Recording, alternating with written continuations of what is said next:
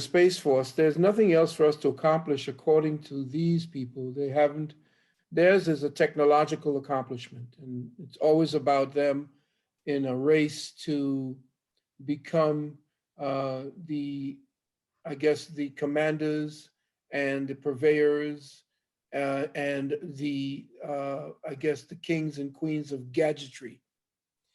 It's all about gadgetry, you know, ascending to Mars. They'll never go to Mars. If it do, it's going to be a great Steven Spielberg production. Even better than Spielberg is Cameron. Cameron has, in his new Avatar movie, is now created state of the art technology that I know is going to be used by NASA to let everybody, you know, think that we've going back to the moon or that we're going to Mars. And of course, most people they get kind of angry when I show them this. It's flat, right? And a lot of people think that I'm a little, you know, they think that people who think outside of the box are a little flaky and so forth. Well, in my earlier lectures, of course, I was, you know, hoodwinked into that. In fact, it was my fault because, like I said, I completely ignored a book that was given to me by a brother. Um, May the ancestors hold him dear. A brother named Gene, and this brother Gene was one of the proprietors or salesmen at a bookstore called Wiser's, and he gave me a book that essentially changed my life forever. But I didn't know it at that time because at the time when I was reading it, it was too much for me to absorb, and it was a little bit too far afield. And now that more information has come to bear, more secret information has come to bear, we begin to find out that the mathematics of a global Earth doesn't match. It doesn't fit at all. And so, in further searching, I was then returned back to the book some 15, 20 years later. And all of a sudden, everything started clicking. And there were people online now coming about and saying, yeah. Then there was this Flat Earth Society. I don't believe in a flat Earth, which why everybody thinks, you know, he says, well, flat Earth, and I don't. I use their paraphernalia, but the Earth itself, I don't see it as a flat Earth itself by itself. I call it a plane, a flatted plane, and that we're on a plane of existence called third density or third dimension, and that third dimension sits or rises from a second dimension, which is a plane. And that plane then, as we ascend in different frequencies and vibrations and harmonics, we then lap over into what is a hologram or holographic reality dealing in what we call dimensions or what we call levels of solidity. And levels of solidity on third density, we have these molecules uh, accumulating and coming together to form this pattern of here and there, up and down, what we call our third density, third dimensions, height, breadth, length, width, and so forth. It's all illusion, but because our mind and our brain is used as a consolidating instrument to all these moving parts, the moving parts being these spinning particles, these spinning electrons, these spinning and rotating molecules and so forth. We now, the brain holds it, solidifies it. So scientists are now becoming more and more aware of the fact that consciousness and what we see of consciousness is based upon the human brain. We are the ones that are creating all of the solidity you see, or all of the realities around us that we now interface. In other words, reality is an agreement to believe that it's the reality. Gotcha. And, with that, I look at what Trump's doing, or I should say the Trump administration and Vice President Pence. They're pushing certain things. Maybe they were pushed before and I didn't really notice it, or maybe it's just coming out more because of the change. And people want to talk about Q and stuff like that. Another question I have is the Q thing also, because I know you know about that. But it's just interesting to me with the space thing.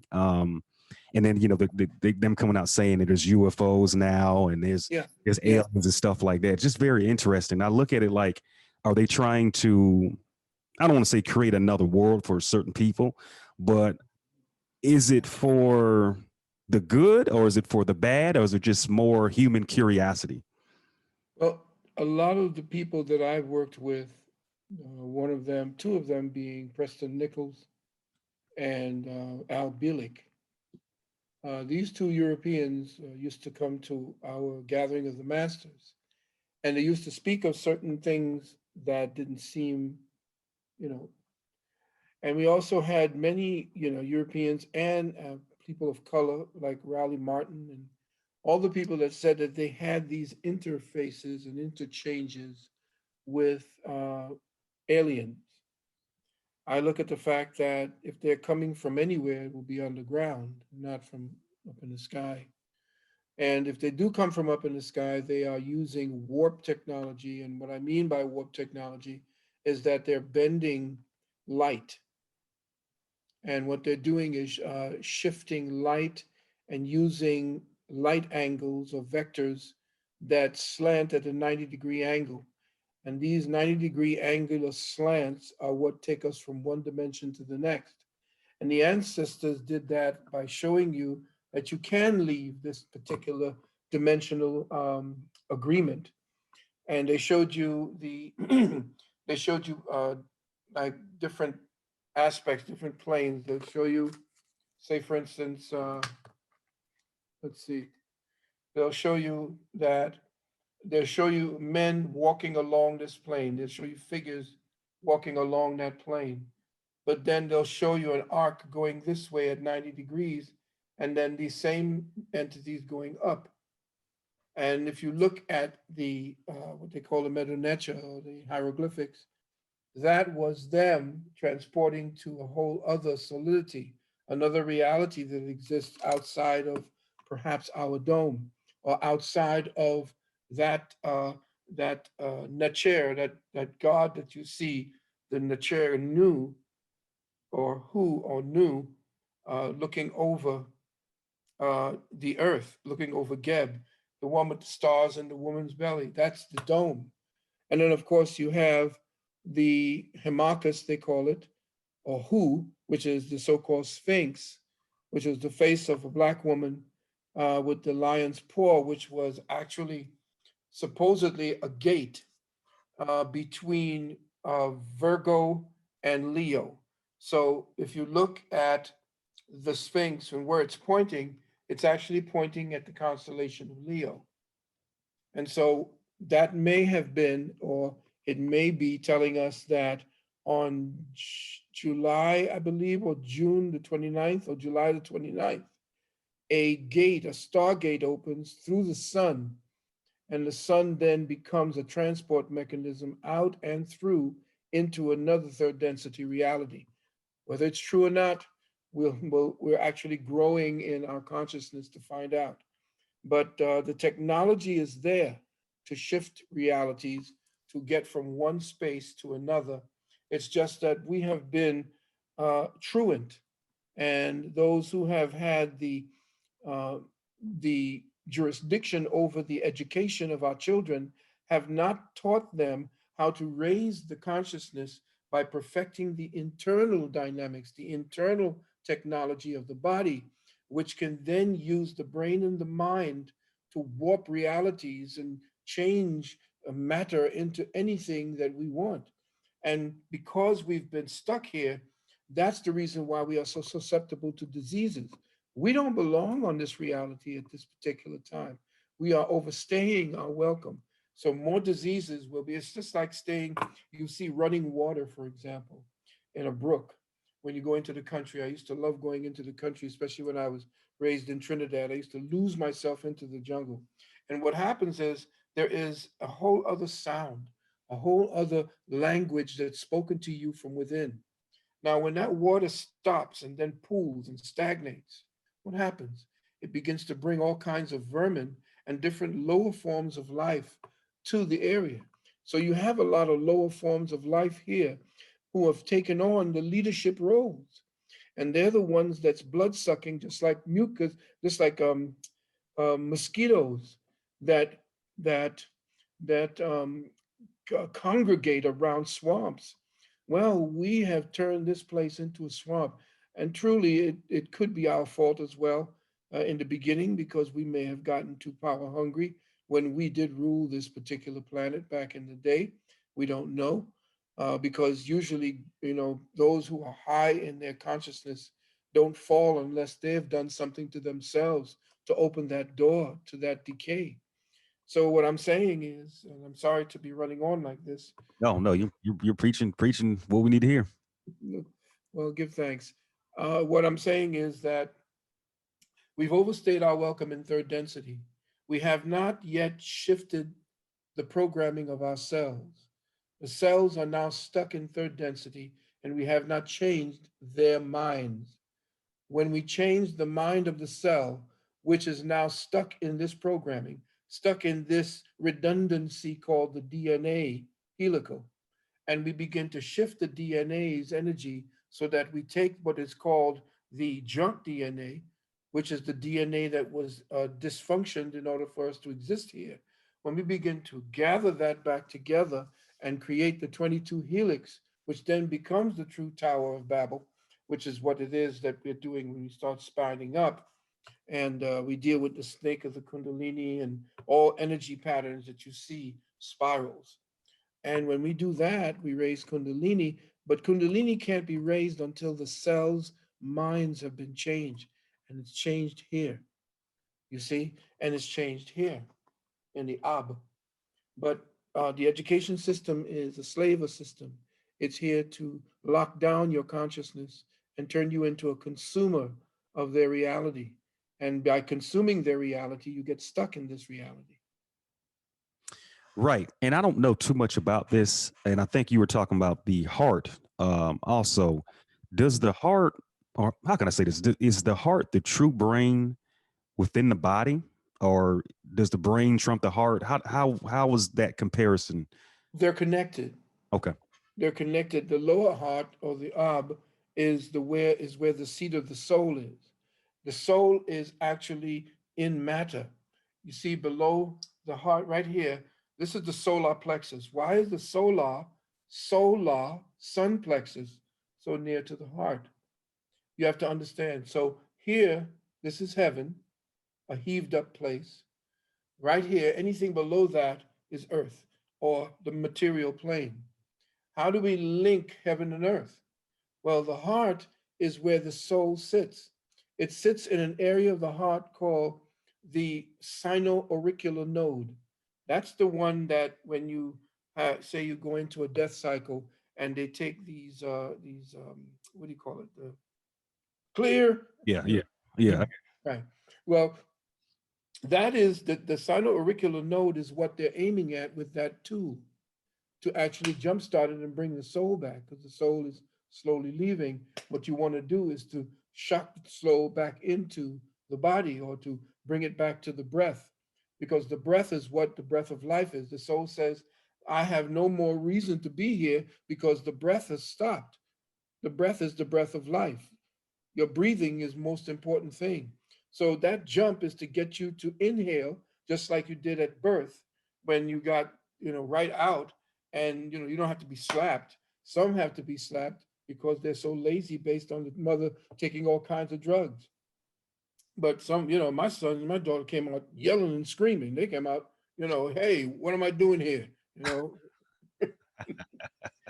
So what it is that we have not been given the proper tools, and this is why I created the university. And so far, we've had thousands of people over the last 35 years have come through there, and I'm seeing that they're picking up on it. One of my students, and I think he's in Hawaii right now, and he's getting ready to open up his own school to his demographic, which are the young millennials who have been, deprived of a lot of historical information, and I'm so happy to see that the students are duplicating themselves because that's what we are not doing. We're not duplicating ourselves as teachers, especially ones who hold on to the higher degrees.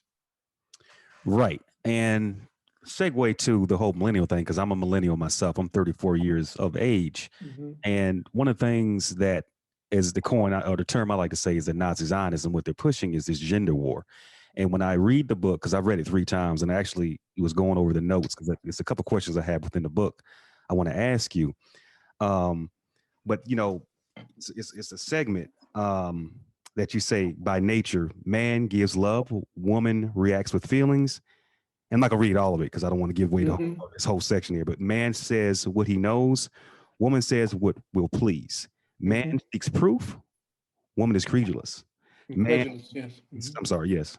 Man is stimulated by the mind, woman by Hmm. her senses. And then finally, man Hmm. is vulnerable in mind and woman is vulnerable in the body or in the Hmm. body. So we talk about the balance of male and female. I'm never promoting saying man is better than woman or woman's better than man, but it's like a Hmm. constant fight we're doing. And then we have this is a phrase you talk about too, the Amazonian feminism. I want you to go over that also. Yeah. But it's a constant fight, and I believe, especially in this so-called Black community, I believe this is really heightened because this is the true death curse, if you will, of us if we don't straighten this out or talk about this. Can you expound on that, please? Yeah, the human relations have always been based on a power equation. And the power equation has always been that there are certain things that men do and certain things that women do when you want to harmonize a culture, harmonize a civilization. We go with our strengths. And during the founding of civilizations, we all go with the strengths. What were the strengths of the men? The strengths of the men were providers and protectors. We provided, we went out, hunted, did what we had to do, and we set up a perimeter wherein the women could be safe, along with the children that we would have helped to raise by feeding and supplying the right amount of material for clothing and so forth. So it's been an ancient thing from the longest, from the very beginning, that men are providers and protectors, women are the mothers, the first teachers, and those who build out the home, those who teach. They're the ones who are the first teachers. They're the ones who are the ones who supply the clothing. They make the clothing. They protect us for warmth. They cook the meals. They forage for the foods and so forth of the areas that we as men would either conquer or cordon off for the women. Today, because of the fact that technology has taken hold, men's ingenuity, if you've read further into the book, I always say that men have, in our ingenuity, in our intelligence, in our genius, and in our quest to please, we have invented ourselves into obsolescence. And as men, if we do not have a mission to conquer, a problem to solve, if we are not extolling those things that the masculine principle uses as a means to to verify itself, to give itself credibility, then you can go from provider and protector and cross that line into predator, because those skills will be outed in one way or another. This is why sports were invented, because the alpha males would automatically set up fiefdoms by themselves and they would be at war with one another consistently. So, what had to happen is there had to be an outlet for masculine strength, masculine prowess. Plus, there had to be a stage upon which the women, who were the ones who chose the alpha men to actually breed with, we had that the women would then look at the men and their prowess. The women would be judged for their chastity and for the way that they were groomed in order to take care of children, to make clothes, to prepare food, and to do these things. Now, what feminism came along and did was to destroy those who conquered knew what men were involved in, what men could do. Men don't take very easily to taking commands unless those commands are dealing with their self interest or the interest that they have claimed and placed as their priorities. So, what they had to do was to destroy dysfunction, create distrust and disharmony between men who were the primary decision makers for the way of civilization would go and their women.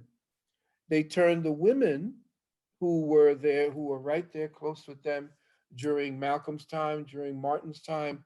That cohesiveness between the black man and the black woman had to be destroyed. It was too powerful. It was something that they said, wait a minute, with the two of them together, that that is a problem because we had Wall Streets, we had uh, commerce, we had shipping lanes, we had trucks, taxis, we had sports teams that were actually kicking the behinds of the professional white teams. That had to be stopped. So Martin King was then used as a means to disrupt the individuality of the black family or black culture by destroying the homogeneity that came up, the necessity that we knew who the enemy was. After all the years that we've been dealing with him, we knew who the enemy was. So the enemy had to stealth us. And I'm using this as a way that people say, well, what happened here? When I'm taking you back to when we were together to let you understand what had happened to us. Now, moving forward into the 60s, the 50s, and 60s, the movement was actually seen by Rockefeller and most of the so called Khazarian mafia, which we call Jews today. These Khazarian mafia came to Martin and said, listen, you and I have the same problem, white men. That's why the Jew and the white man is mortal enemy. They are mortal enemies. Most people don't know that. They think that the Jew and the white man are the same. Nope, they're not. The white man is the complete enemy of the Jew, and the Jew befriends the black man and woman in order to get his particular so-called race, which is the actual Mongol or the Khazarian Mogul, the ones who conquered India. They're the same Jews that you see living in Israel right now and ones who came out of Caucasus Mountains. The ones that you see ruling in India, those Brahmins in the orange that look all light skinned like me, those are the conquerors. Those are not the real Indus Kush people. The ones that you see in the furthest south that they call the untouchables.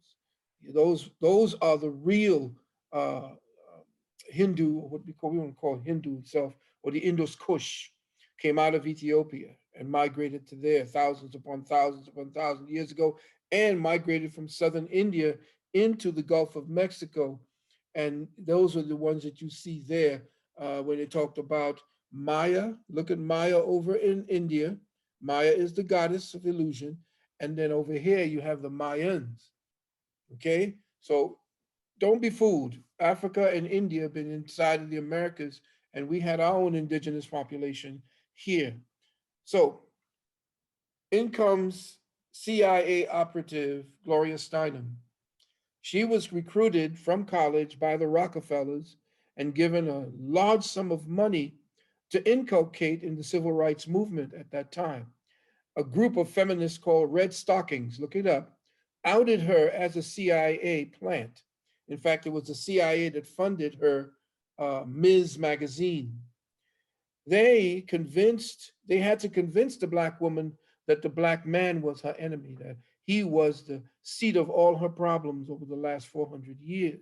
What they wanted to do, and this was from the book called The Art of War by Zhen Zhu, he taught about the fact that if you wanted to conquer a more powerful enemy, you couldn't conquer it from the outside. You had to do something to conquer it from the inside. And the first thing you did was to conquer by, first of all, creating mistrust. Mistrust in whom? Mistrust in the alpha or those who were considered the primary decision makers or the alpha decision makers in your society, and those were the men. So what they had to do was to create an enemy that would be so close to the man that he wouldn't realize that that would be his enemy, and that would be his woman.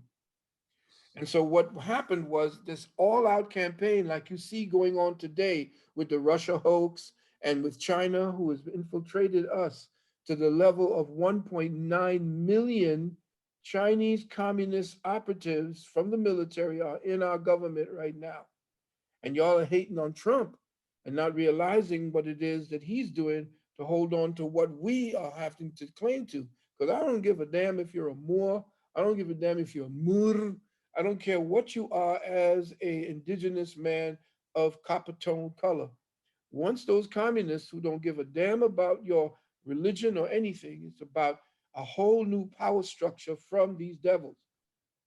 They're coming in here to take over. Well, that same um, propaganda machinery that took down our civilization by destroying the family, which then turned destroyed the community, is the one using that to destroy what we created called the de jure Constitution of the United States of North America. We created that, the Haudenosaunee, or the League of the Seven, the Six Nations Confederacy. We created that. Indigenous peoples created that. And they're the ones that you see there just came in and conquered. But what they're doing was imitating us. These fools are going to come in and destroy that altogether. Another thing, the true indigenous man is you, brothers and sisters. The true indigenous woman is you, beloved sister, not the ones looking like the Mongol who is now on a quest to conquer you again.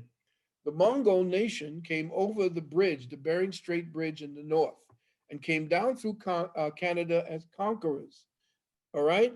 They made a deal with the present leaders to be the indigenous people because they wiped us out and made us believe we came from Africa and that we were enslaved from Africa and came over on ships. Uh-uh.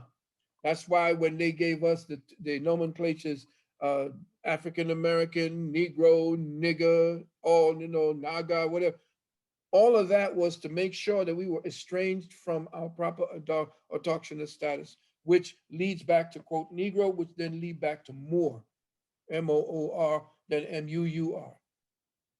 So I'm saying all that to tell you that when Gloria Steinem came in and the riots in the 60s began to deal, they had to destroy what Martin Luther and Malcolm were doing.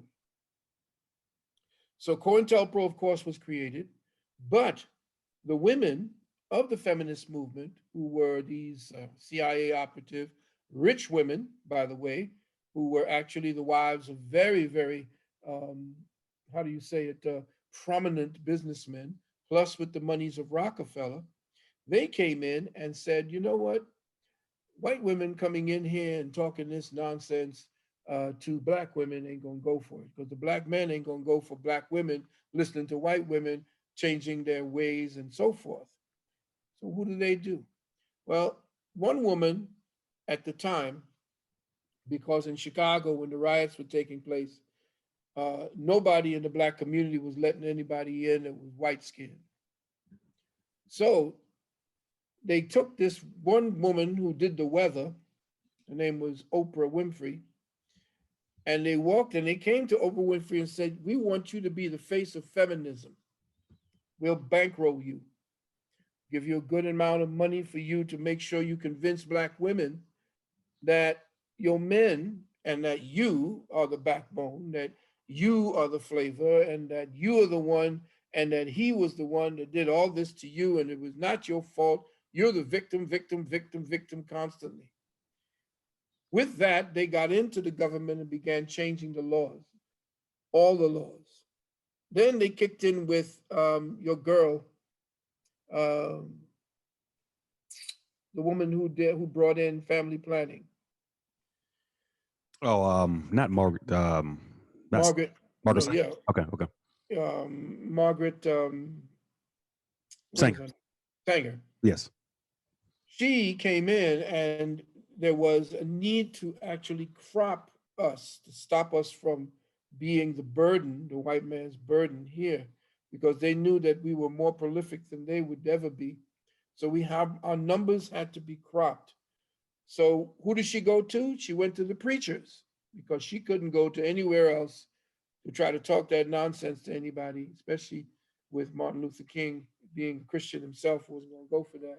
But they did were able to pay certain preachers by telling them, for you to manage this, we'll give your church all this money, we'll give you tax exemption, we'll do all this for you, just as long as you make sure that the women are on the pill or that we abort your children.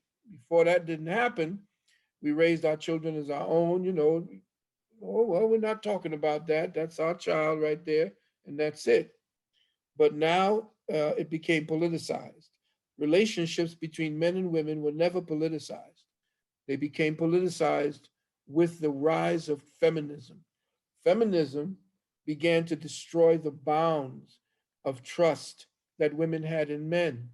Then, in order to reinforce that, you had the Democrats came in and began shipping all of the mid-level jobs, which is the manufacturing jobs and all the jobs that allowed us to export. All of those went overseas. That was your Obama, that was Clinton, Bush, all of them, even Carter. They were slowly but surely, like the frog in water, sending all of the mid-level jobs that allowed us as men to be able to take care of a family and form a family. Because it's not women. Women don't form families. Men create families. Don't come back and tell me anything differently, because that's the way it is, and it's now proving itself to be. What women say, well, I'm a single parent family. There's no such thing as a single parent family. That's an oxymoron.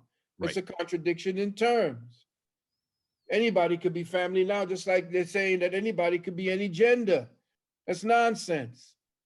The father was removed from the home specifically because they knew that, first of all, they needed to fill the jails and that women couldn't raise men. And it would be a hell of a job for a woman to not only raise the man, but to get him to be a man, to take care of the home, to bring in money, to all of these. She just thought that she was free. All she did was added to her payload, her workload. And so what happened is this so-called single parent family, which I call a survival unit, it's not a real family. It's a survival unit. And I praise all the sisters who stepped up and raised all the children that by themselves, worked by themselves, did what they had to do in this dysfunctional society that was created by the Oprah Winfreys, by the Audre Lordes, all the black women were out there, and that woman who wrote Morrison, who wrote all that BS about the superiority of women. Listen, sisters, you have a very, very short span wherein we will be have what we call mating worth. And I know this is a hard pill to swallow, but between the ages of 16 and 24, maybe 25, that is the time when you are the most desirable and you are better suited and healthy to create families. In other words, to have children, healthy children. After 30 and 35, when they have exhausted you in a career, in you getting satisfaction from doing a thing, that's what men do. They wanted you to become happy with what men do.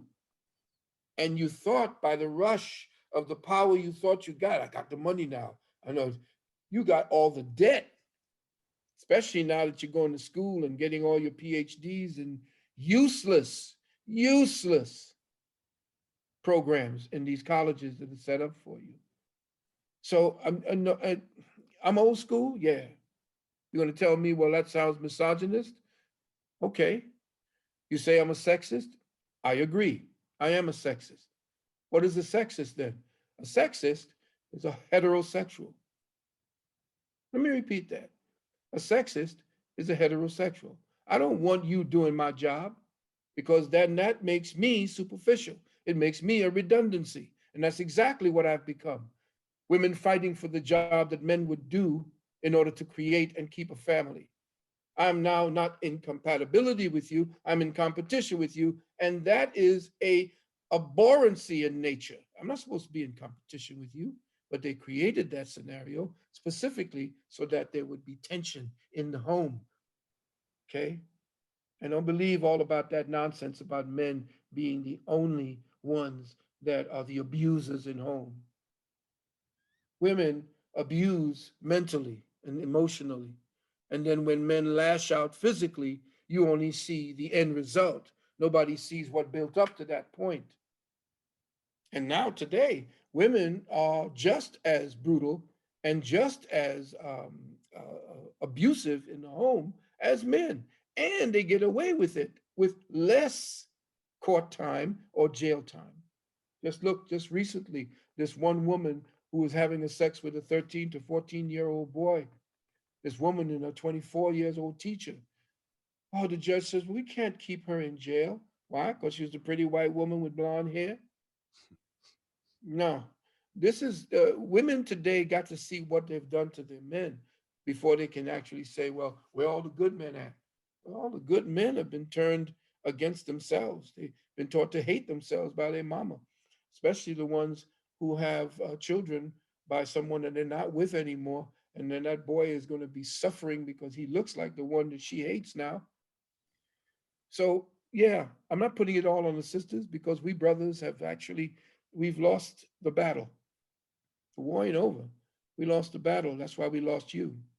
It's because we fell for the nonsense. Even my own mentor, Dr. John Henry Clark, said, you know, I thought the communism was right. They said all the right things to me.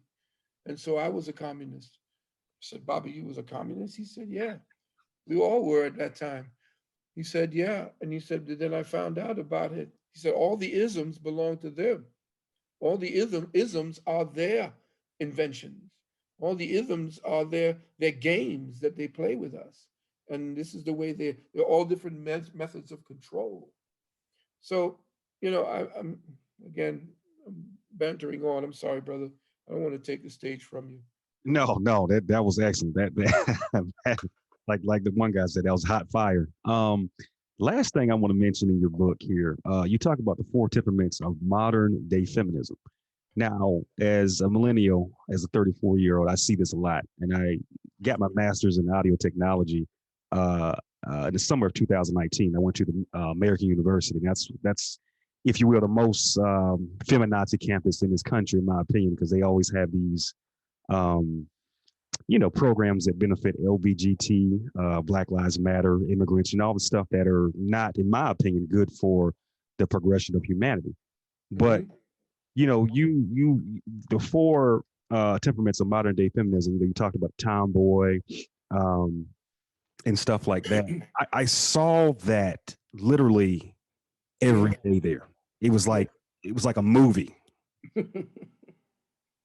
Yeah, I lived through it too when I was going to college. That's why I was able to actually look at that and read all the different types of women that there were, you know, and just like men have different types, women have definite types. And the thing about it is, women had a secret society. You know, women would train their own young girls on what it is. My grandmother had 16 children, and one passed.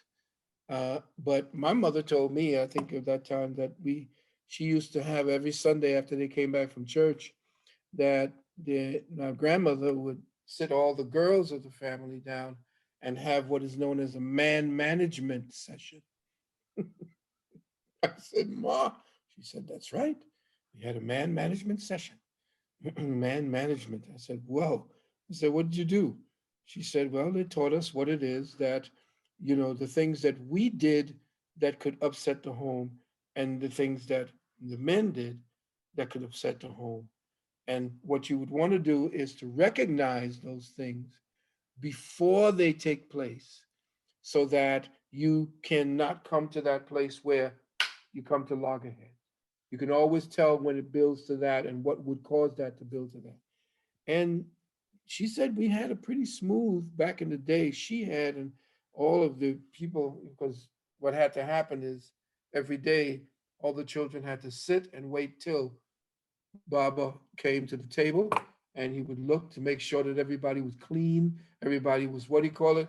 And then we would eat, and then after we would finish eating, we would sit down and talk about our day. That's what she said. And so what they learned in school, the boys would go off with my grandfather, the girls would go off with my grandmother. And then there was this not separation of powers, but separation of duties. And most people think that that women thought that going into men's locker room would somehow empower them. Women thought that going into where men congregated would then be breaking the patriarchy. Well, the word patriarchy and matriarchy are European terms because we didn't need to use patriarchy. The word arc denotes a superiority, and nothing can transcend that, you see. And what we did was to have a compatibility of duty, and that's what we did. We worked that. But I saw in my school days how these these women were broken down.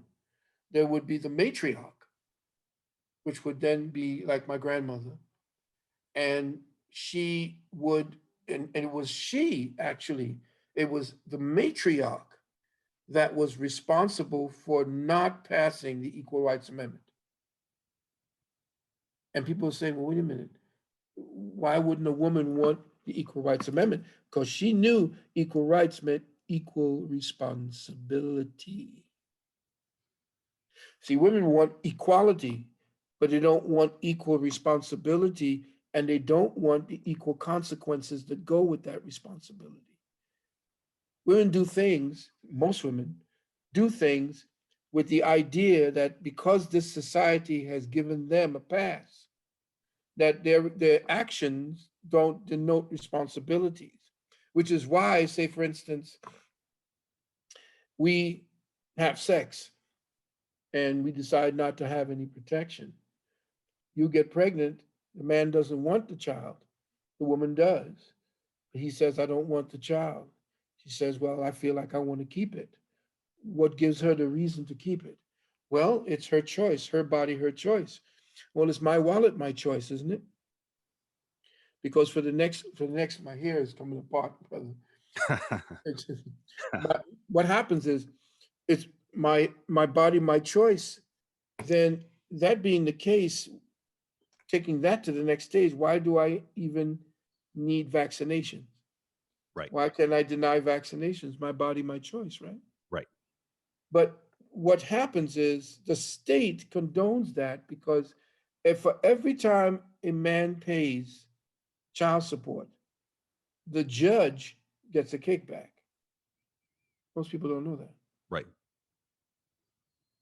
The court system is what's creating the ease with which uh, to kind of deal with the vacillating emotional states of women. It's not logic that deals with divorces. Why? Because 86% of all divorces are initiated by women. I want you to think about that. 86% of divorces are initiated by women. Why? Because the court system gives them pretty much what they want. They get the children and they get the ability to pay. And they can't lie to me and tell me because I've heard it, I've seen it, and women have it. And the elders who told me knew women who did that, were women who get pregnant purposely in order to not only keep a man, especially a man who's got money and means, but to make sure that they got that money coming in. And the funny part about it is, in my book, if you read on, they're like 1.9, it's higher now, 2 or 3 million fathers. And I say this to the brothers out there, there are at least 3 million men out there who are raising children they believe to be their own, and they're not. And the way that that is told is that, say, for instance, the man gets into a problem, or say there's an accident and one of the children need blood. And when they test the blood of the father or they test the blood of the mother, that child is neither. Now, feminism got to the Congress and said that if that is ever found out, the doctor is not supposed to say anything to the father. Wow. Could you believe that? Wow. The doctor is not, by law, uh, supposed to tell the father that that child is not his own. Why? Because it would be a damage to the father and to the child because of the child's own thought process, and it would be traumatic. Of course, it would be traumatic. But whose fault is that? Oh, we say, well, men, you need to keep it in your pants. Well, women, you need to keep it in your pants too, right? Right. There's no dual responsibility in any of it now. And why is it now that we are so hard on the women? And I don't want to be facetious with that. What I mean is that women have been scrutinizing us since Oprah. They have torn us apart. They've molecule by molecule, cell by cell, atom by atom. Oprah has put women on the show to tell us men what we need to be doing to be men. And don't lie to me and tell me that you have. There have been thousands of books written by women about what men aren't. Look at your Cosmopolitan. Here's what you need to do with your man. Listen, you don't know what to do with me, and a Cosmopolitan females can't write about me because they ain't got my plumbing. You don't know what I do, what I am, what turns me on, what makes me feel the way I do. Here's what to do with your man because I studied what a man does. Listen to me. We have been taught that somehow uh, we men are responsible for everything, and that's what feminism told you. We're responsible, and therefore we are supposed to take the consequences for anything. You hit us or punch us in the face, we're supposed to just walk away, because if we deck you, the cop comes and takes us. You can call the cop, which you turn into essentially a Luco Brasi, if you know who Luco Brasi was in The Godfather. The cops become, you have this unwritten contract with the cops that if I have an argument with you and you don't want to do what I do, all you have to do is call and say that I'm being abused. And the cop has to come, and he can't walk away from the situation. Once you call him, he has to arrest him and take him out of the home. You put that much power in a woman's hand, and you talk about abuse from men versus abuse from women, and then you ask where all the good men at. Well, and like Chappelle said, what happened to all chivalry is women killed it. Women killed it. Right. So what I would say to you, because I'm happy, I'm very happy to have had wives that were beautiful on the surface. My wife, my current wife, Dr. Nalani Valentine of 18 years, we she has been the kind of woman, and my first wife and she have been the kind of women that were that. And the first one I had, we just became friends. We couldn't live the same lifestyle and so forth. We became friends. We're the closest of friends now. My present wife, we're friends, and we became wives. My married, and so I'm very happy. I'm contented. A lot of the women walking around, the young women, are wearing pretty much their leotards. I remember not leotards. What do you call those things that women used to wear again? Stockings or pantyhose. Got it. Got it. Right. Right. Right. Remember pantyhoses? Yes. Women. Well, that's what they're wearing today. They're calling them yoga pants, but they're Right. pantyhoses. Right. Yeah, a little thicker pantyhoses. And I could see every crease and clevis. And thank you very much, ladies. But only women who are on the prowl would put their bodies out there like that. And I don't, young women, you're of that mating age, and you want to attract and so forth. But you got to remember, my sisters, that between 16 and 24, those are the times when you're most desirable, and that's when your creds are up. But then you see the wall comes very quickly. That wall where you are no longer desirable, where you're asking where are all the good men after you've gone through all the young men.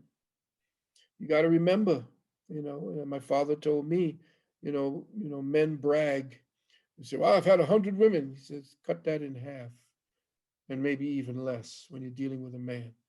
And a man, woman would say, well, I've had only, say, 5 or 10 men, or really 5 or 10 men. You say, multiply that by five, my father said. Why? Because women can have sex at any time they want, Right. especially the good looking ones. They Right. can go out on the prowl and they can go anywhere and be picked up. Men, no, we have to hunt. We have to definitely be good. We have to be right on point, and you know, it cuts down your numbers, so to speak. Right. Not unless you're a pimp, which is what we are not. So what I want to do is to let people know as far as relationships, because you open that up. I'm seeing all the damage that relationships are doing today because they're coming to me. They're coming to me for counsel. Right. And I have to tell them the truth. And if it's the man's fault, I jump on him and tell him, you got a good woman there. Has she put aside everything that she's doing for you and she's going to support you? You've been telling you, and so on. Yes, well, what are you doing to step up, to get out of your habits? And usually those are the men that have been raised by their mothers. They have this lackadaisical attitude. Very few men raised by their mothers actually come out of that dependency issue. Any man that wants a woman to take care of him was raised by his mother, has that mother instinct, has that need to have somebody else do work for them, and is not really putting. That's what I like, the fact that I'm not really a fan of Al Sharpton, but what he said was it rings true today. As a minister, as a preacher, and as a reverend, the hardest thing for a reverend and a preacher to do is to speak at a no-count Negro's funeral who ain't did nothing with his life. What you gonna say about him? Right. What you gonna stand over a man's coffin and say, okay, um, he went to school when he was 10. Um, he had a couple of jobs. Fortunately, he got caught up in the crack. Well, unfortunately, he went to jail. Unfortunately, he did this. Unfortunately, he did that. He didn't do any. What are you going to talk about? Just cut it short and say, uh, pay your last respects and let's just get out of here. But I know I'm just you were talking about feminism and the whole 9 yards, and what's happening in our court system and the entire thing today. We got to reboot. Right. We got to reboot. We got to go back to the way it was.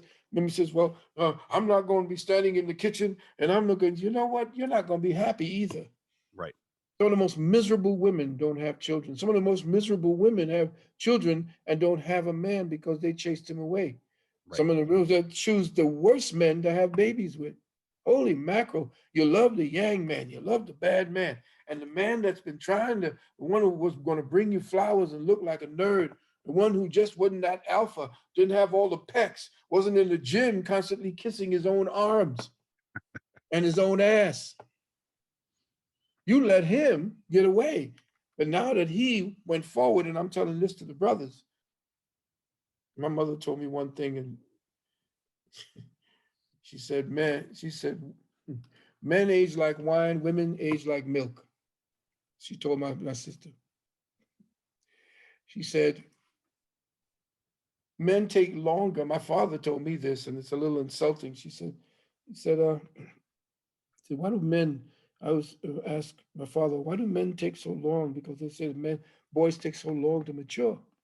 I said, because something that has a longer and greater potential takes longer for it to mature, doesn't it? Greatest wines take a long time to mature. And then he told me something, a little ditty. He said, always remember this: quick to ripe, quick to rot. Okay? So men, don't fall for that. Oh, you all still a little boy. You a little boy, yeah. And we stay little boys. In fact, the whole thing about fun in this whole life, you sisters, think about this. When it comes to fun, we created all the mechanisms for fun that you would ever have. I don't care where you go in society to think about escaping to have fun. We did it as men. I don't care what you touch in your home. I don't care what it is that you turn on or turn off, what it is that you put to your ears to talk to your friends, to go on your site and all. men. Don't underestimate men. Okay? Don't think that because you have a vagina and you have the privilege of having a vagina in this society, that somehow you're going to be the happiest person on earth, because that is an illusion. Women who have children, women who have taken on, in fact, I'll end with this. Gloria Steinem came out one day, and I believe it was in Newsweek, or she was in a show, and she said, she said, well, you got married, huh? She said, yes. She said, you know what? If I had to do it all over again, this is exactly what I would have done. Wow, wow. Yeah, it's something that needs to be told to men and women, because only reason I talk about it so much is because it's affecting our birth rates, affecting our consciousness, it's affecting our ability to communicate and just be as one. And I noticed it's hit the so-called Black community really hard. Other people, it's hit. We know the Europeans, feminism, and all that kind of stuff, but they understand it's a game, and they always look at um, the ability to furthermore their race or cause. They don't let all that other mess get in the way. We're letting these Right. um, what you call movements get in our way of our progress, and that's and I Mhm. believe feminism and men hating women or women hating men is really in the way. Yes, it Um, is. And they hate me for it. They hate a lot of women and men.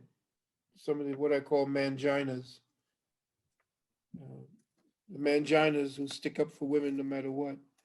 The manginas who stand around and watch a woman hitting a man with a bat, and when he tries to fight back, they jump in to protect her as the aggressor. You need to stop that, you little soy boys, you little cucks. Okay, a woman who thinks that she can actually, chest up with a man, that's ridiculous. You walk away from her. But if she takes up a weapon to try to do harm to you, you know, stop her, twist her arm, tie her up, and leave her on the sidewalk. But if you can't, like my father said, he was a warrior, Korean vet, special forces, knock her out. Either that, and then she says, I'll come pay your bail. I told my son the same thing. Don't let no woman with a weapon hurt you or injure you. You knock her out, and I'll come pay your bail. right, You still, I mean, that's ridiculous. If you think that you walk away from that situation, but if she persists, then it's on her. And that's what's wrong with this society today.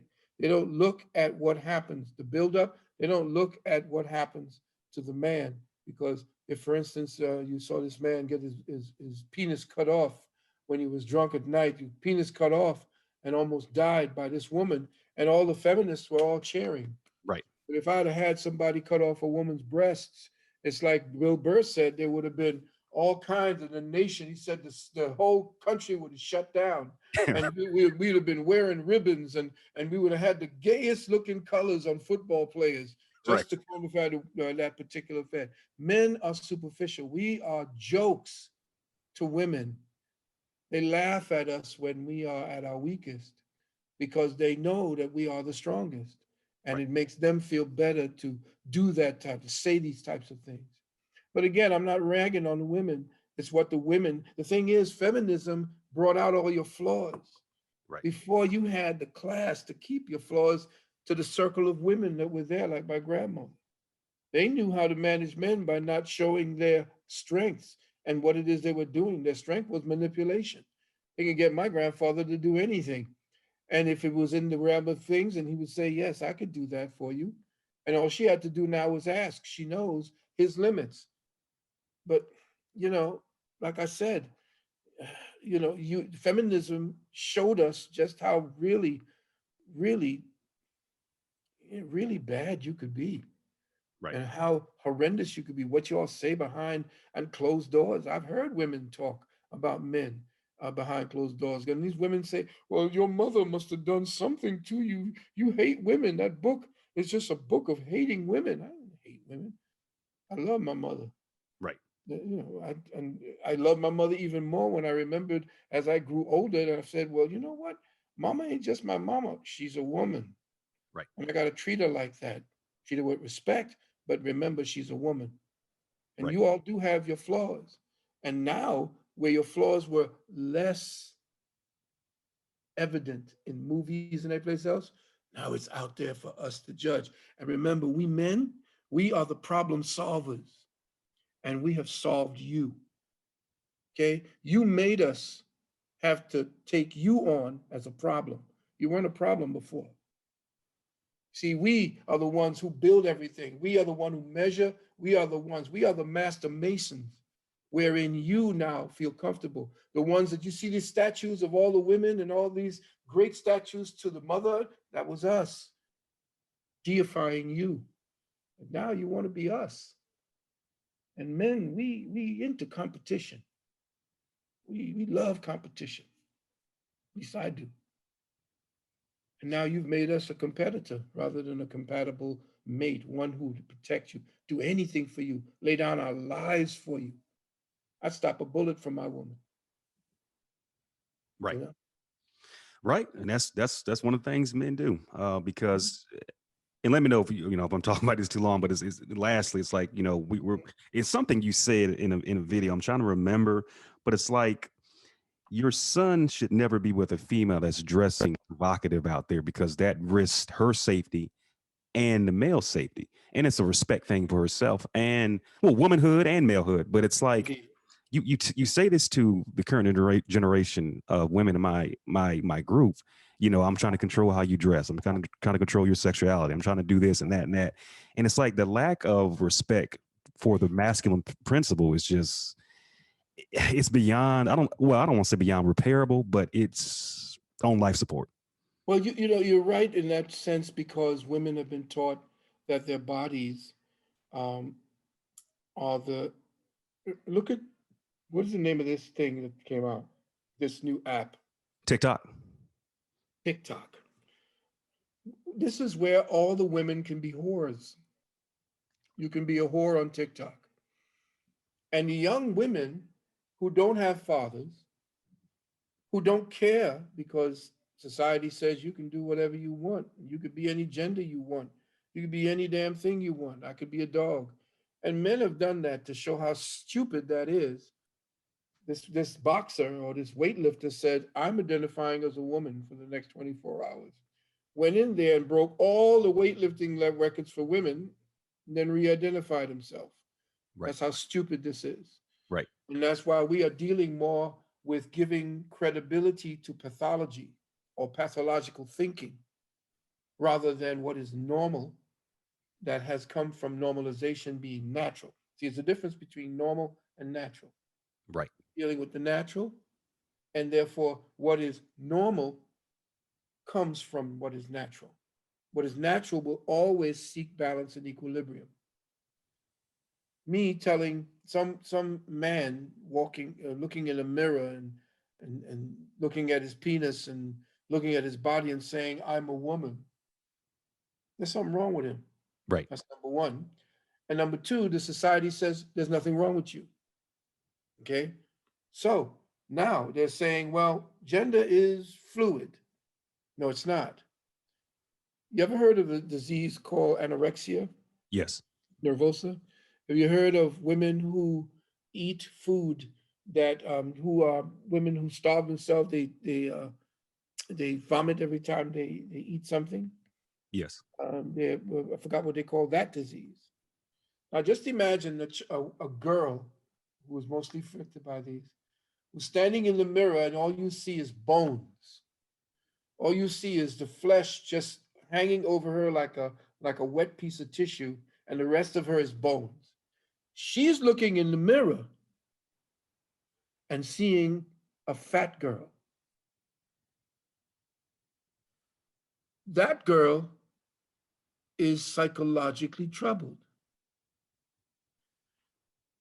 Fast forward to a man standing in front of a mirror with a penis saying he's a woman. That's all right.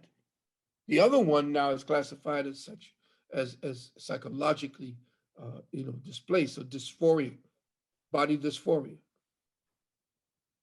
The man standing in front of the mirror with his penis hanging down and no breasts and looking him there and says he's a woman. You know, remember Buffalo Bill from Silence of the Lambs? Right. He's all right though.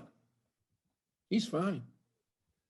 And if I don't say so, I'm going to be, okay, you're a bigot or you're a transphobe. I'm not transphobe. I'm not afraid of transgenders. Why would I be afraid of transgenders? Right. I'm afraid of what this government has been doing to our society, allowing this to be normalized, and then teaching my children that this is normal, and then telling me that the boy is dressed in a skirt and he's standing in the tower in kindergarten, and she has the sword now coming to actually, she's dressed in the knight's armor, and he's standing up there in that, so he can understand the diversity. You got a 5-year-old child who thinks he's a girl, and of course now cut off his penis and give him this hormone injection. Are you out of your mind? This is all feminism. All of this came from feminism. When feminism became entrenched in government, it changed the rules by which we, using government, were meant to protect certain natural boundaries, certain natural things that we did in that society. Now we have people who go into the government who want to infiltrate it to destroy it, are now telling you that it's all right for you to identify as a monkey. Right. In so doing, what you are doing is that you have disrupted. Hold on a second.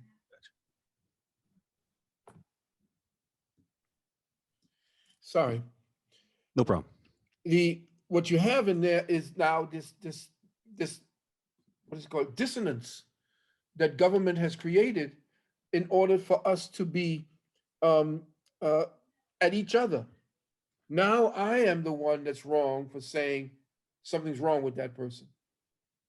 Feminism came and established this so-called super liberal, you can be anything and the laws be damned.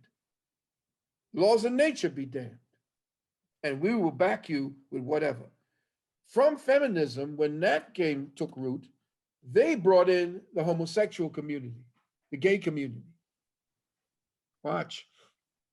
The gay community now, on the premise of Martin Luther King and our so-called civil rights movement, the premise was set civil rights, feminism, gay rights. From gay rights now, transgender rights. From transgender rights, pedophilia rights. From pedophilia rights, beastophilia rights. And this is a plan, slowly but surely, to erode the moral and ethical tenets, as well as the moral and ethical mentalities that we train our children and we train all of the people that are involved in our society to uphold. All of that's gone. And if you read the protocols of the learned elders of Zion, you are watching that playbook play out. If you read Saul Alansky's book on how to become a better anarchist, how to deal with anarchy. Remember, Saul Alinsky was Hillary Clinton's mentor, and he was an anarchist. When Barack Obama took the stage in 2008, when he became president for the first time, his wife was wearing the colors of the anarchist. You should have gotten a clue at that time what was getting ready to go down. They were like the semifinal stage to the complete destruction of the constitutional government, the republic that we had created. And Hillary Clinton was supposed to walk it right after that and then take us directly into war with China after they had offloaded all of the uranium to build the bombs so that we would be at war at this time. Right now, up in Canada, there are 100,000 Chinese troops training in Canada right now because the son of um, Fidel Castro,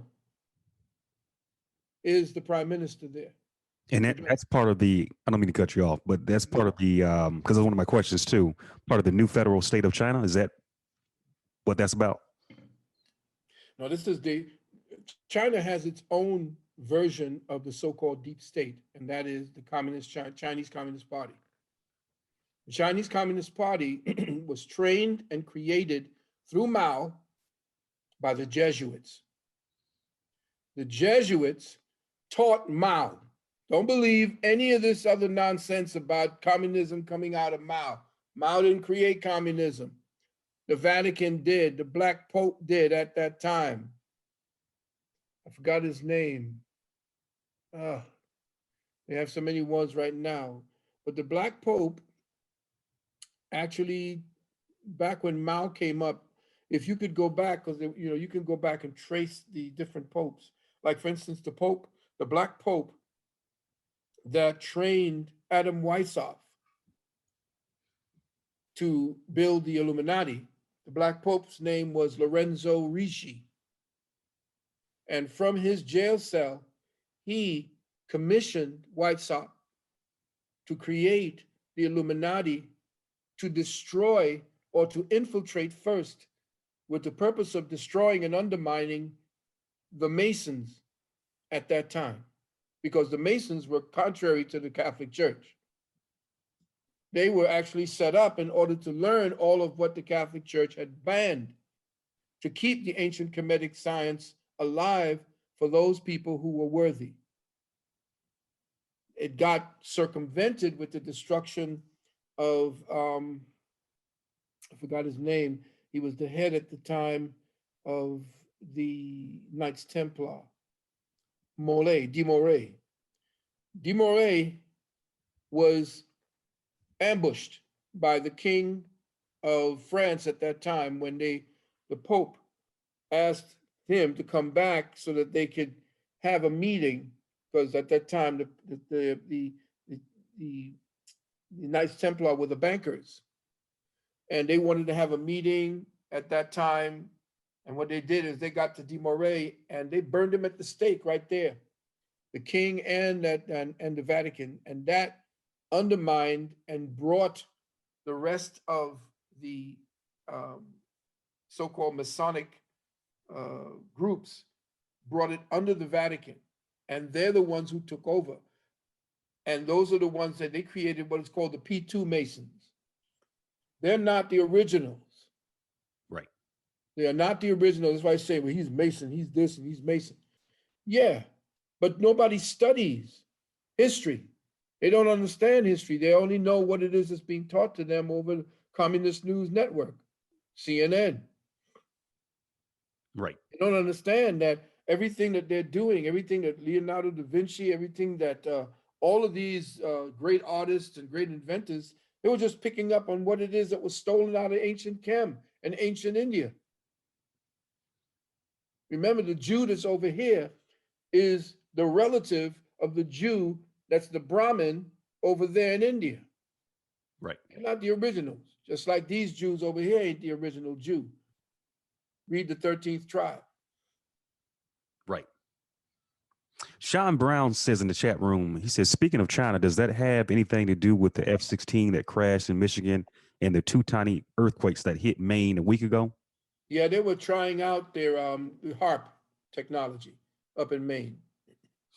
And the Russians had a technology that they got from Dr. Gabriel Oyibo that used the Earth's ley lines and certain faults that can actually detect faults and then amplify those faults, or to move the Earth or to cause the energy to go to weak points in these faults to create minor earthquakes or even major earthquakes.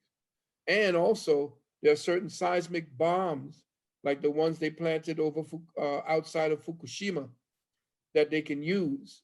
They're in the same family as the neutron bomb. They can create fissures in the earth that would then cause tsunamis, like the ones that decimated those areas. and destroyed Fukushima. And matter of fact, there's still a lot of garbage floating in the ocean over there in the Pacific based on that. And there were people that were supposedly part of that is going to be arrested. Uh, I believe it was Netanyahu and his ilk that were responsible for that. Yes, and Barbara Williams asked, will the aliens show themselves before the end of this year? Some of them say they're going to show themselves. And I don't mean some of them. I mean some of the people who are coming back to say that. Don't put too much stock in what Europeans are talking about. They need as much. See, I don't know if you ever saw that lecture I did up in New York, dealing with the hyperdimension, the hypercelestials.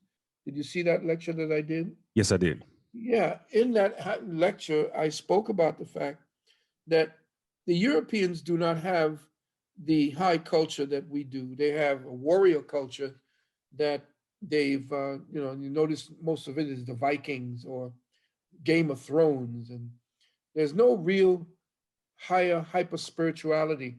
The only hyper spirituality they are exercising is the myth that we gave to them that they converted from Horus into Jesus, or Hessus into Jesus. What is happening is they have to create an alternate reality. And that alternate reality is based upon, like I said, and I teach to my students, an agreement to believe that this reality is real. The so-called virtual reality that you all are using now, that you're going to put on glasses and all of a sudden you're in this three-dimensional space. Well, this whole body is that lens into this three-dimensional space. And they have co-opted it so that you don't pay attention to this space with this technology, and they'll strap on this technology to get you and to use your creative forces to stymie your creative forces so that your attention is into giving their other reality the reality. So much so that if there's a movie out called The Replicants or something to that with Bruce Willis, where people are actually laying back in their homes, atrophying as human beings while their doppelgangers are out there and they're giving life to those entities. Well, I'll tell you this. If you're looking at aliens, they're either gray, white with blonde hair, or white with white hair. They're stepping out of ships and telling you that they live on the planet Venus, which is a lie. Nobody can live on the planet Venus. Nobody can live on the planet Mars. Nobody can live on the moon. Nobody can live any of these other places. They say the Chinese have gone up and set up on the dark side of the moon. Well, if they did, then there ain't nobody up there, because first and foremost, you have to understand that these are lights, as they said. They hang there like chandeliers. You have to understand that there is a, uh, a need for the European to transcend from the hell he's created down here. He has to have something to look forward to. And I'm talking about those who are the elites, who have milked all of what man's ingenuity could possibly give them so that they can have the next reality, which is why listen carefully to what they talk about. The Great Reset. They're resetting your consciousness. They're resetting your reality with the vaccinations. People are going to be dropping dead. People are going to be deformed. People are going to have their DNA changed. And once they change your DNA, they now own you, because anything that they create in their laboratory and that can be identified in anything else is patented. So therefore, they are patenting you with that vaccination. And they're even patenting you with the test, because they're sticking a nanoparticles up into your nostrils, and they have a small space here that's porous, and they're twisting it in there to the point where it hurts. Well, it's going directly back into your brain, and they're releasing these particles for you to be tracked by the AI. Do not take the test. Do not take the vaccinations. They are to kill you slowly and to kill and the thing is that the DNA you pass on with you to your children is going to be owned. That means that your children is going to be owned. The same way they got you with the birth certificate and creating the what do you call that the straw man. The same way they're creating that straw man is the way they're creating the internal straw man in your DNA. They're creating a DNA straw man in you so that they will own you. Before they owned you only on paper. Now they're going to own you genetically. So understand that. That's why it's necessary for you to go and fill out your UCC one, all right? UCC, your Uniform Commercial Code 1. Put in there your collateral, which is your children. No, you do that with your second. You put in your collateral, which is your straw man and your numbers, social security, everything. That's your collateral. And you file that and get yourself a number. Then you come back with a UCC3, which is an amendment, and you put your children's social security, your children's information, their birth certificate in so that you can own them because everything is about commercial ownership. And they're going to turn your DNA into a commercial commodity. Okay? So own everything. And then after that, fill out your non UCC, which then you now become owner over your own body. You declare that you are a God man or a God woman, and you're not a person, you're not a corporation, you're not a none of these things. You're a child of the one most high. You have to do these things because this next reset, the great reset, or build back better, look for these terms: the Great Reset and Build Back Better. This is the Illuminati's terminologies. And the people who are part of that are the ones that are the leadership. You see these people over there in the UN talking that nonsense, and you see Trudeau talking that nonsense. You see Barack Obama talking that nonsense. That's the tagline of the Illuminati, right? Yes, yes, exactly. Let me know if you got to go, Dr. Phil. But one of my last questions, our last question. I got it till 5. Okay, gotcha. I want to talk about Black folks. Well, I'm not mine, but Black folks' favorite superhero, Barack Hussein Obama. And the question is he one of the greatest agent provocateurs known to man, knowing he's been British intelligence, CIA, and etc.? Yeah, the thing is, people hated me for saying that he was the son of Malcolm. People hated me, and they still haven't. No information has come out to refute that yet. I didn't say it. I was repeating what it is that was said with enormous amounts of proof that most people don't know exist until I did it, and I can't even find that anymore. It seems that I can't even find it even in my own record. I know somebody has it, Wow. but if they go back, they will see point by point. I took it very succinctly. The first part I did, and then I did a follow up on that with more proof. And then, of course, they are saying that a guy, I forgot the name of this guy who lived in, in Hawaii at the time, who was a communist, and I forgot. But yeah, they said, and this is part of the proof, and if I'm remembering correctly, because it was so much, there's only a few things I remember. Brother Malcolm lived in Queens at one point, Right. and 3 or 4 blocks away, Barry Shabazz lived, the mother.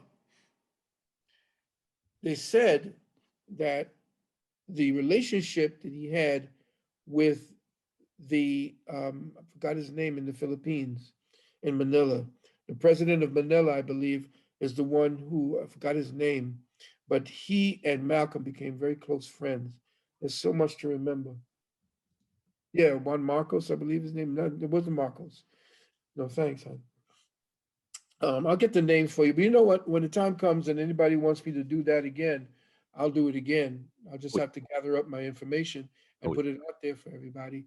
But word came out that Malcolm said that because of who he was, because he had gotten the wind that he was going to be assassinated. They knew that he had a target on his back. He said if he found out that he had any children, that they would kill that child as well. So he had the boy shipped over to the Philippines and was raised in a palace. Now he went backpacking in Pakistan, from what I understand. And at the time he was backpacking in Pakistan, they said he was working for British intelligence. So at this point, he's one of the richest men in the world, Barack Obama, a billionaire. Most people don't know that. But the word is that his stepfather, Sowerto adopted him. And Sowerto was a close ally and business partner of George W. Bush Sr. in the oil business. Right. Zapata Oil and Sowerto were together. And he left a trust and left billions of dollars to Barack Obama. He split it up between his children, of course, but he left the most to his stepson, because he was given the orders about who it was that Barack was going to be. And then from that point forward, he was groomed Right. to be the president of the United States. And of course, he had his little foibles once he moved to Chicago. He got caught up with one of the Weathermen, which was a domestic terrorist group called the Weathermen, who bombed the Pentagon at that time. It was one of the Weathermen by the name of Ayers who actually co-wrote or ghost wrote his book, Dreams of My Father. He didn't read that. He didn't write that.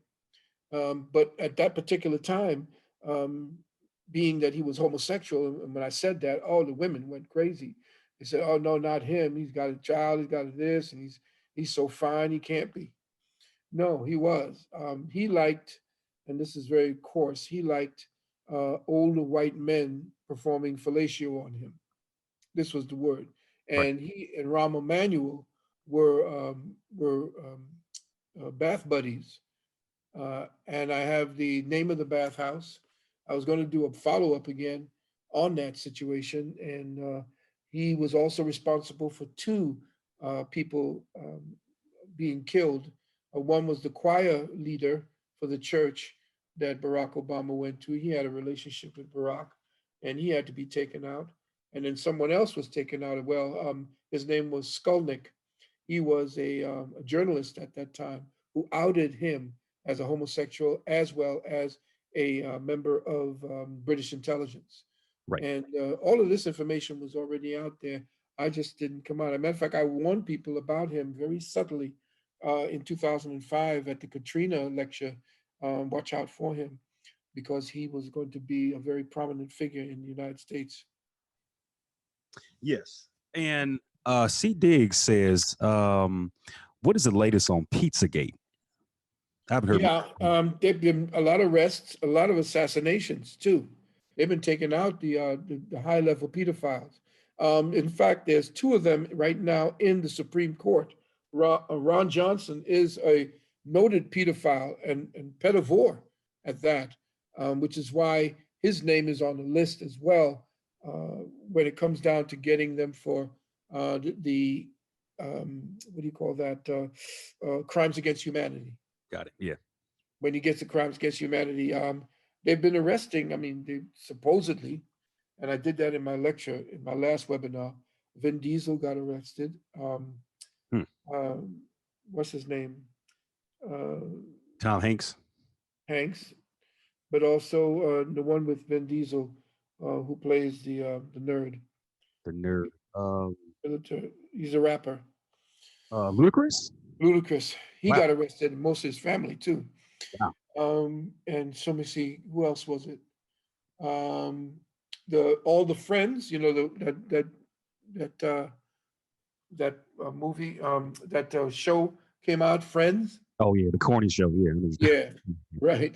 They were arrested as well, but they were arrested because, from what we understand, remember there was a adrenochrome shortage, and what is happening is that the adrenochrome was actually created in Wuhan.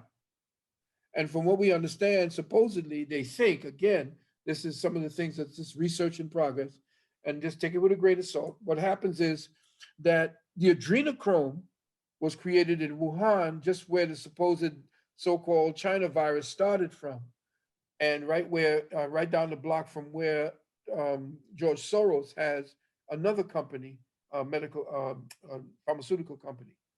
Right. It supposedly happened is that the adrenochrome was spiked in a lot of there was this material that spiked the adrenochrome. Right. And if that was found in anybody's bloodstream, then they knew that that person was dealing with adrenochrome and therefore complicit, even not directly, but indirectly, with the murder and torture and rape and so forth of children around the world. And Right. of course, there's Black children. So if you notice, a lot of the people are coming out, but they're not coming out. You watch out for the ones that's got the masks now. They have these new masks that can be put on, and you would not know that that's another person all the way altogether. Say, Right. for instance, if Barack Obama comes out, or if you see Hillary Clinton come out, say if if there's no revolution and Trump gets in, and Trump starts going after everybody, whoever you see coming out who are supposed to have been arrested and taken to Gitmo or Guantanamo Bay, Right. they will have a double right now. And they also have a technology where they can actually make you believe that somebody was actually speaking with the same voice like they did with Obama. They had two screens where one was a phony Obama and the other one was a real Obama. I forgot what the name of the technology was. But these are the things that's going to be used, because I have in my last lecture, in my last webinar, I show Barack Obama with the leg tags or the leg monitor, and so did Oprah Winfrey have a leg monitor. And Right. I'm trying to figure out now, what are they doing out and about? Same thing with Biden. Biden is supposed to have had a leg monitor as well. And now remember, he broke his foot, but he's over there walking around like ain't nothing happened. Did you check that? All right, go back, family, reel it back. Remember, he was playing with his dog. He broke his feet, bones in his feet. And then they covered up when they were bringing him to the hospital or bringing him to the clinic where he was going to get his cast. The reason for that is he had a monitor on his ankle. Okay. Now, did he? I don't know. But if he has a broken foot and he's 80 years old, that man should be in a wheelchair. Yet still, he comes out walking pretty fine and has his delivery speech, his acceptance speech as the president-elect, the office of the president-elect. They created something called the office of the president-elect Right. because the Chinese told Biden, we don't gave your monkey ass 1.5 million. We don't gave your son 1.10 million, 1.8 million, something like that, but 3.5 million. We done paid you a lot of money. You better be president. Right. Okay. And so there is an all-out effort to steal the election and to make us a communist nation and roll back everything that Trump did in order to actually build up the military, because the Chinese were again coming up through borders in Mexico. They're going to use Mexico, and they were going to come through Canada because they're up there now. If you don't believe me, go back and do a Google on Chinese troops, 100,000 Chinese troops, 50,000, I'm not sure, training in Canada. The hell are Chinese troops doing on Canadian soil? Right. And then, of course, you had the area over in California that went completely communist, and they were going to use those ports there to come directly from China over to here. So they were going to bracket us. Okay. And what's happening now is Trump won with a landslide. He had 79 million votes out of the 80 something vote, 88 or 100 million votes or whatever that was cast. Right. All right.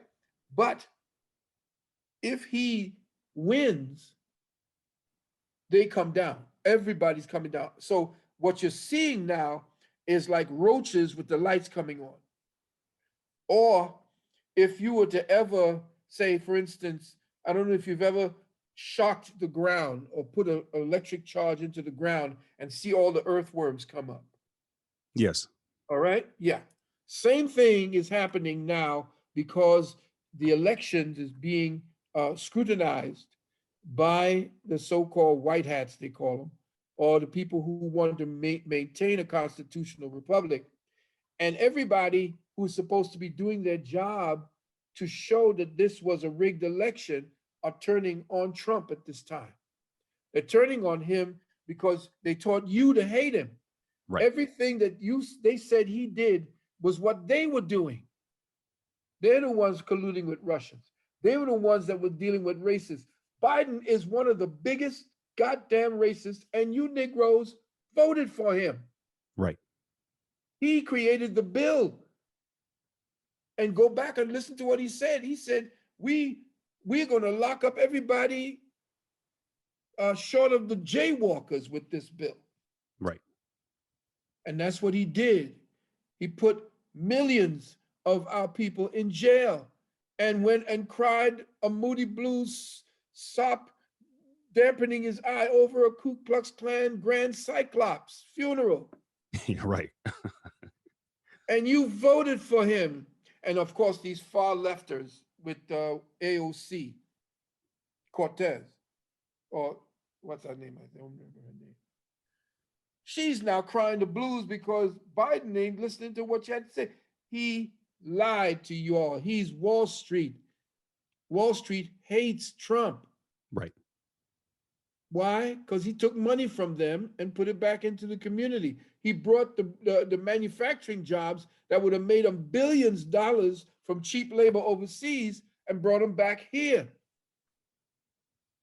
But because the media, which is part of the deep state, didn't let you know everything that he was doing, like telling everybody, which is giving me the chance to write up the vaccination exemption packages, he said you have to honor people's religious beliefs if they don't want to take the vaccine. Well, why did he do Operation Warp Speed? Operation Warp Speed wasn't about the vaccinations, family.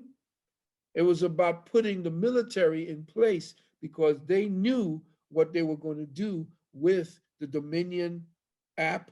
They knew what they were going to do with all of the ways that the Chinese and the deep state had infiltrated into the voting systems around the world. And they wanted to expose it. Right. And the media did their best to shut that down. Y'all need to turn off MSNBC, going to rumble.com, rumble.com, rumble.com, and you listen to a man named Dan Bongino, D-A-N, next name B-O-N-G-I-N-O. You listen to him, but these are two European dudes, but Dan looked like he mixed. X22report.com, x22report.com. All right. And also there's Black Conservative Patriot, BCP. You go up to Rumble, or you can get BCP, I believe, still on YouTube. You can get all three of them on YouTube, but it's best to get them on Rumble if you can't get them on YouTube. But check with Dan Bongino, because he used to be a Secret Service agent for Barack Obama, for George, for both of the Bushes, and for I think it was I think he cut his teeth with Clinton. Okay. But he used to be a Secret Service agent. He was a cop in New York first, and then he was a Secret Service agent, and now he wrote two books. A couple of these books. One book was, what was the second one book? Exonerated, and the last one is Follow the Money. Smoking books, and I'm promoting him because we listened to him to get the latest from behind the scenes, because since he was Secret Service, he gets to talk to people who are inside, you see, and know what's going on inside. Like, we have a goddaughter who used to be Secret Service. She gave us some dirt. All right. So what I'm saying to you all is turn off CNN, MSNBC. Those are not news. That's a propaganda promoting stations, outlets. They are running on what is called Mockingbird, Project Mockingbird, which is the CIA. The CIA writes their script. They're no more reporters than I am. They don't report the news, they report the script that's given to them to read. They're meat puppets, I call them. They're the ones that are supposed to forward the agenda to make the lies look real. And that Don Lemon, Don Lemon, Don Lemon, he want to call his name ain't no Lemon. He's a goddamn lemon in more ways than one. You don't listen to those people. They sound good, but they're on an agenda. The real news is off grid, like us.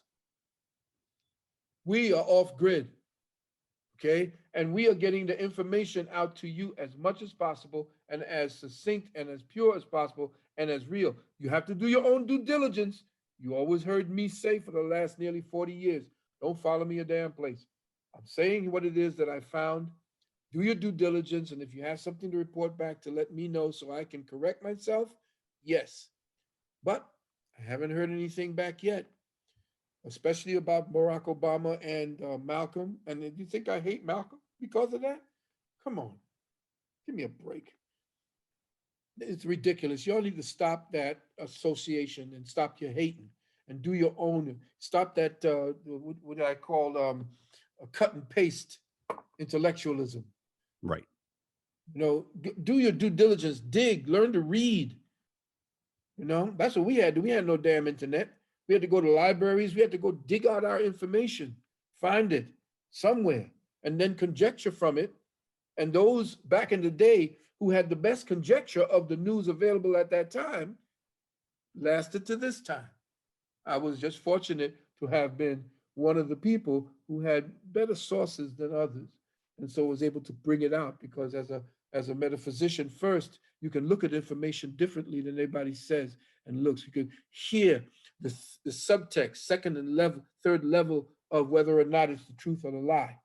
And that's what we help people to understand when they come to our university. If I may, I'd like to have people, have our number, 800 Yeah. 847 1291, 800 847 1291.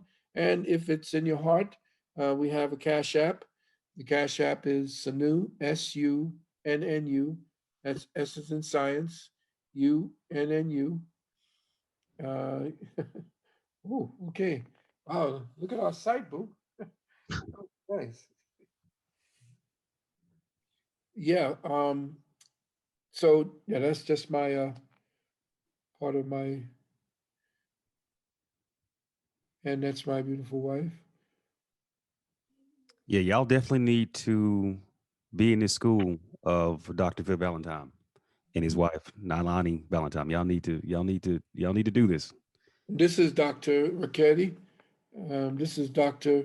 Ricchetti. She's the one who resurrected the ancient Medu or what they call the hieroglyphic language. She resurrected it. They said it was a dead language. She resurrected it, and she is the head of our language department. She's excellent at teaching that. So you can have your children go into museums and read what's there that your ancestors left. This is Dr. George Love. He and I go back decades. Great man. Went to study in China and he studied in Tibet. The man is a Qigong master and he is teaching acupressure and acupuncture or understanding the meridians of the body. That's something we have to get him more and more to become part of. So those are the people that are about us at this time. We do have more teachers, but the other teachers we have are related to the ISM. We have our ISM is our Institute for Self Mastery with our children, where we teach our children homeschool. And so, for those of you who wish to participate, just go up to UKS now. You see metaphysics.org up there, but the shortcut to it, instead of having to spell that whole thing out, just go to uksnow.org. uksnow.org, and this will put you right into our website. And of course, if you want to have our vaccination exemption packages that will help you to not have to get the vaccinations, and they're going to come at you with it. Just call 800-847-1291, 800-847-1291. There it is. Yes, thank you, at the bottom of the page. And again, for to keep the motors running and the lights on, a couple of trinkets if you can at SUNU, SUNNU 7. That's the dollar sign, of course, SUNNU and the number 7. Well, Dr. Phil Valentine, thank you very much for this outstanding information you gave us here. And with the Malcolm X thing in the Brock, I definitely want to hear more from that and get that going. But again, thank you for your time. Thank you for your insight, and have a good rest of the weekend. Yeah, same to you, beloved family. Peace. Peace.